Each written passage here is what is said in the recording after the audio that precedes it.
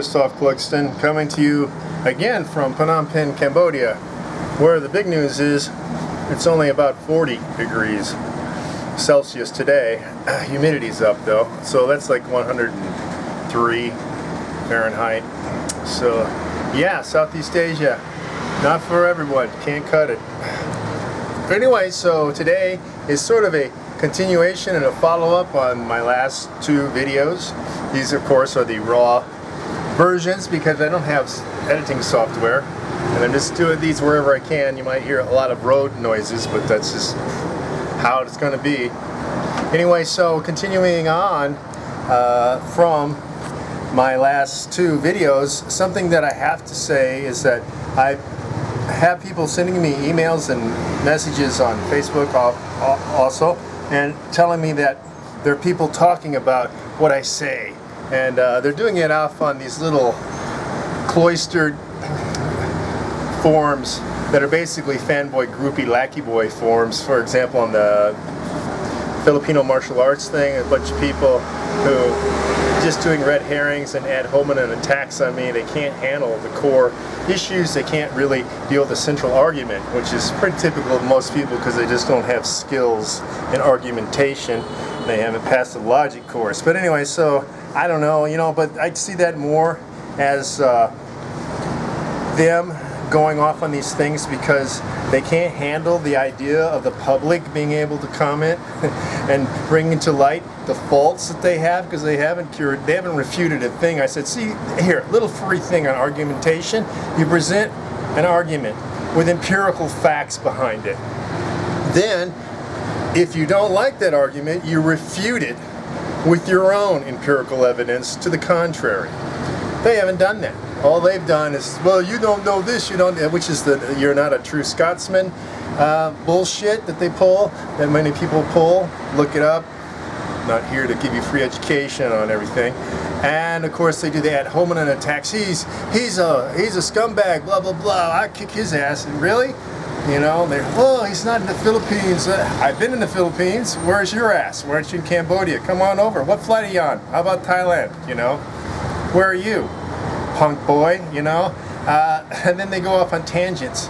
Well, this is blah blah blah, and we're actually do this and that, and he doesn't know. Bullshit, I don't know. This is my business, morons. Look me up, which you haven't done either. They don't have the capacity to do some simple research to find out who the hell I am, which is complete stupidity. You're doing FMA for 20, 30 years. Some of these guys are saying that. So what? A lot of people play basketball. That doesn't make them Michael Jordan. You're looking at Michael Jordan in combat science. I hate the term martial arts.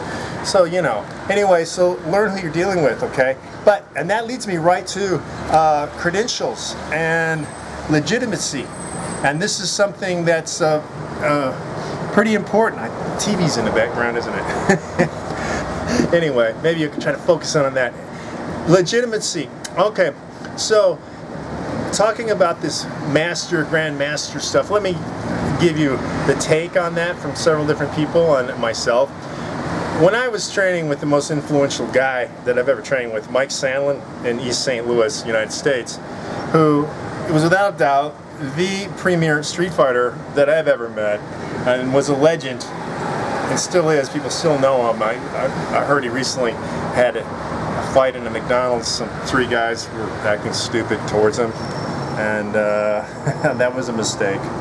But anyway, so he hated the term, anything like this grandmaster stuff. He thought it was stupid, and he just went by Mike, is what I call him. He's an instructor, teacher. Didn't really like the term coach, instructor or trainer, Teacher is really what he liked to use. Then let me tell you about another guy who unfortunately has died, but John Ross, who was well known internationally in all the judo and sambo circles, who hung out actually near the U.S. Olympic judo team in Colorado Springs, and he also ran Los Angeles Judo at one time, and was involved with a lot of people who became great judo players, as they like to say, and some sambo players who actually won big titles. Anyway, he hated this idea of master because someone using this title, he said, what does that make you? The slave, the dog, who has masters? Slaves and dogs. And that's what you're finding a lot with these, especially like this. For some reason, you find this in the Filipino arts. They're the ones clicking to this master, grandmaster thing more than anyone else that I know of. When I was in Hong Kong, no, I didn't hear people talking about grandmasters this and grandmasters that, and people wanting to have a piece of paper that said, I'm a grandmaster, as if that suddenly means that you've gotten skill. The certificate of achievement means that you've gone through a standardized criteria, but that's the problem, it's not standardized. I do, as a contrast, like chess is the only thing where I think that the idea of having master, international master, and grandmaster makes sense, because you have to obtain those by becoming rated in points, and then you beat other people who are rated. So it shows that you have skill in not just theoretical knowledge, but your playing knowledge, your ability to actually perform. This doesn't exist, of course, in martial arts because there is no standardized anything. The only thing that we can get that's standardized is fighting, the fighting parts. So when you make it into fighting, in this case, sport fighting, which some of these idiots don't know that I was a professional fighter for a long time. And I fought 75 fights on 3 continents, so, boxing, kickboxing, shoot boxing, Muay Thai, K1. I was also set to be in an early UFC, but that's a long story for another time anyway. But I should mention that with fighting, you have belts. You don't say this guy's a grandmaster. The person might be a master at boxing. You could definitely say that. Sugar Ray Leonard, a technician, a master technician. That's what you would say. But he doesn't go around calling himself, "Hey, I'm Master, Leonard." Which these guys, a lot of these guys write this garbage on their Facebook page. Grandmaster, blah blah. I'm Master, blah. This is pretentious garbage. Now, this leads me into something that I covered in a DVD a long time ago. Well, not that long ago, but it's out there. You can get it. It's called The Real Answers, where I talk about the underpinnings of Combat JKD to Comrock Boss. This taps into something, for example, in physics. Who said that Einstein was qualified? It was his own ability that qualified him. Because the status quo, the normal people will decry someone who's beyond them. That happens all the time. And physics, you had this, you still have this, you have it in medicine too, quite a bit. People don't want to admit someone else has made a breakthrough. Somehow they will try to claim some glory on that. Now, for example, with the Filipinos, they, of course, are saying, "Oh, you're not legitimized to make these statements," and they like to make these they want to make these disparaging remarks about the Dog Brothers, for example. Oh, they're sloppy, this and that. This is just, it's your way to try to detract from what they've accomplished. And the factor is, I don't see any of you people who are talking about how bullshit they are, which is what you're saying. You're saying Dog Brothers are bullshit, they really don't have this and that. Why don't you go there and fight? The gatherings, you can go to the gatherings, they have gatherings all the time. They wanted me to fight a long time ago, but as a professional fighter, I don't fight for free, buddy. And anyway, so all of you people talking about, you can get a death match, you can you can come to Thailand. Where are you? Where are you? Why is it all about everything you dictate? All I'm hearing is a bunch of stupidity from people who are trying to dismiss the facts. The Dog Brothers actually have accomplished something. They have changed a lot of aspects of how people are looking at sticks. They realize, of course, it's not complete totality, but people are realizing that movement on the outside is vitally important. You can't just stand there and try to hit people. Certain drills don't have any application to reality, but people who really fight know all these things, for example, that Wing Chun has a bunch of stupidity too. If you're a real fighter, you're not going to use it. It doesn't exist. Not going to happen, Sticky hands, oh, it looks real cool, Same thing with like the people want to say like the Filipino, the checking moves with the unarmed. A lot of it's stupidity because it just doesn't work. It doesn't have the physics. It doesn't have the science behind it. That's easily proven. Now, I am not a big person or proponent of, let's say, dog bros. I'm not here to advocate them. I think there are other people who do other things. Like I've said before, I don't think it's the perfect way to go about it. As I said, scorpion stick fighters, we've done that. We changed that in the past quite a bit. We did some things I think that actually showed ability to use techniques that they're dismissing quite a bit. And of course all the Occidental. See, there's a big difference here. What I'm hearing is all the Oriental fighting arts, martial arts, are the ones complaining. Occidental martial arts don't complain. Why? Because they were always set around pragmatism. They always were pragmatic. They were always evolving and progressing. They would try it out. They didn't say, well, I have this idea. In fact, there was a writing during the Renaissance that said, the true and perfect methods will win out because those people trying to pass off the lie will just die in combat. Because their answer, which is not true, will kill them. But it's just where it went, This is why my paradigm is Occidental. And I guess some people have a problem with the idea that you can't accept that. Somehow you got to have this Oriental mindset. And I've noticed that, as I said, about there being racism, of course, in what's well known, it's well known. Bruce Lee used to say that the Chinese didn't want to teach anyone other than Chinese. They didn't want people doing what they were doing, and he, of course, took heat from the Chinese community, the expat Chinese community, when he was doing that.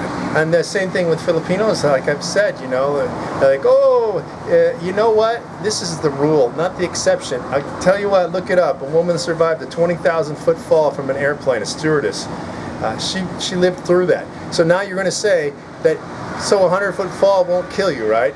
That's what you're saying. You're trying to use an exception. Not everyone. It's the rule. Science works on the rules. So does passing drug testing, Well, that drug works in 95% of the cases, then it works. If it works in 1%, it doesn't get legalized as a drug because it doesn't work. So this is what you're trying to say. You cannot. An exception is not stronger than the rule. You don't know anything about anything. There's a whole school called actuary where they calculate what are the trends, what are the odds of what's going to happen, and they're accurate. In the aggregate, they're accurate. And the same thing I'm saying in the aggregate about Filipinos and their organizations trying to only promote Filipinos is very accurate. I'm also talking about some personal experience with this, not just from an observer, but as a rational empiricist. I've got to say, no one has refuted me whatsoever. And I want to get on this idea about legitimacy. Calling yourself a grandmaster when you haven't had any fights is ridiculous. It's like saying, I'm a grandmaster of running. Have you run? No. I learned how to run, not to run. That is so asinine, antithetical, that anybody who has a rational mind, who hopefully anyone who's in the university, wouldn't buy that as an argument. But that's what people pass off in the martial arts, and especially abstracted things. It's too dangerous. It's too dangerous to practice. Well, there are ways to do things. That's why we have this new armor that's come out people are using. Also, there are people who are actively, like I said, using it in warfare. Warfare is the single most reliable predictor of what works and what doesn't work. There are reasons the Romans kicked the ass of other people. There are reasons that the Vikings were able to come in and raid people and demand payment not to raid people, because they had an organized method, systematic way of training. They weren't just out there babbling, and they weren't using some theory. They weren't sitting around at night saying, hey, if we use the inverted triangle and do a diamond thing, and watch us here, we're going to do this pattern, we're going to do some sticky hand practice now because that's real good. Or this, you really want to see some abstraction is people doing things like Systema knife defense. I haven't seen one of those people ever try to use a non-conforming person using this prison-style attack. It's on my I'm going off on a related tangent. They're all related, but all this stuff's covered on my Facebook groups, and also if you join the Inner Core, those people know all about it. And so that's enough. But the legitimacy. Well, you have a lot of hackneyed backslappers trying to give each other legitimacy, especially since the YouTube started. You got people who never did anything, never fought anything, stole ideas from DVDs and books, watched some stuff, don't have any sort of ranking from anybody else. They don't have formal tutelage under any one person. Then they started making videos and trying to make themselves legitimate, and then they get other people to say that they train and they talk about how great each other are. There's so many of those assholes. It's unreal. These guys don't have any background. Some of them have like 2, amateur fights, and they talk about their fighting career. Are you kidding me? Look, Johnny boy, you haven't fought 3 fights. Go away. You haven't had a career. You haven't even started. Wake up and wipe yourself the hell off, as they would say in parts of Oklahoma. But those people, like I'm saying, legitimacy, those people can tell you that about what's real, what's not real from what they've seen. If you know Brandon Cole, for example, he's been there, done that. Mike Sandlin, been there, done that. Sean Stiles, been there, done that. Lance Horseman, been there, done that. Gene LaBelle, of course, been there and really done it. So let's keep legitimacy to people who have proven themselves in combat. Are you denying that Mike Tyson, is somebody? Can Mike Tyson go around, does he call himself Grandmaster? Grandmaster Mike Tyson, Iron Mike of the Iron Mike Tyson School. He doesn't do it. Why? Because, as I said, it's pretentious and stupid. But he has legitimacy. So let's focus again on legitimacy of actually doing things by having empirical proof. So until next time, from Phnom Penh, Cambodia, where it's hotter than living hell, this is Christophe Clugston for fluentfighting.com, tigerclan.info, combat-judo.com. So take care, be cool, and if you're going to say, you better do it.